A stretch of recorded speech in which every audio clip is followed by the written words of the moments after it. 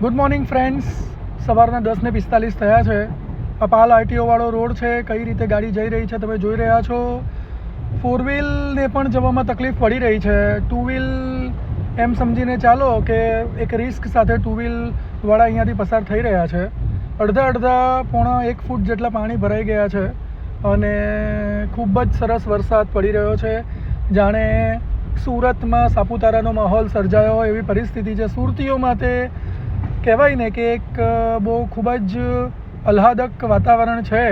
જે લોકો ઓફિસ જવાની તૈયારી કરી રહ્યા હતા તેઓને અંદર એવી આળસ આવી છે કે ઘરે ભજીયા બનાવીએ અને આજે જ ફેમિલી સાથે બેસીને આપણે સમય પસાર કરીએ.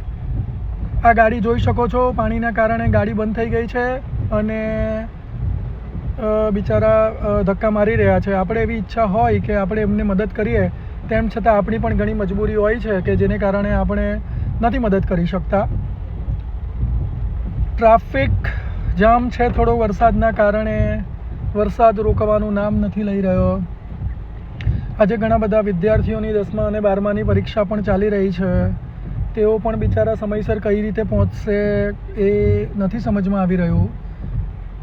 શિક્ષણ અધિકારીએ કદાચ પ્રાથમિક શાળાના સવારના બેચને રજા આપી એવા ઉડતા સમાચાર મળ્યા છે.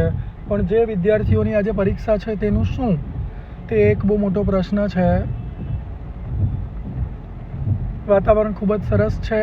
મને એવું લાગે છે કે સુરતના લોકો આ વાતાવરણનો ખૂબ જ સારી રીતે ઉપયોગ કરશે. કદાચ બપોર પછી સાપુતારા જવાના રસ્તા ઉપર તમને ટ્રાફિક જામ જોવા મળશે એવું દેખાઈ રહ્યું છે. તો જે પણ સુરતીઓ એવું વિચારતા હોય, થોડુંક ગૂગલ મેપ પર વાહનોનું ટ્રાફિક અને ત્યાંના રૂટ પર કઈ રીતનો માહોલ છે એ જોઈને જાય એવી આપણી આશા છે. ઘણા બધા મિત્રો આ BRTSમાંથી પણ પસાર થઈ રહ્યા છે, કારણ કે ત્યાં કમ્પેરેટિવલી થોડુંક ઓછું પાણી છે, એટલે સરળતાથી તમે નીકળી શકો છો. બસ એ જ સાથે આ વેધર અપડેટ્સ, આજનો માહોલ આપ સમક્ષ. નમસ્કાર.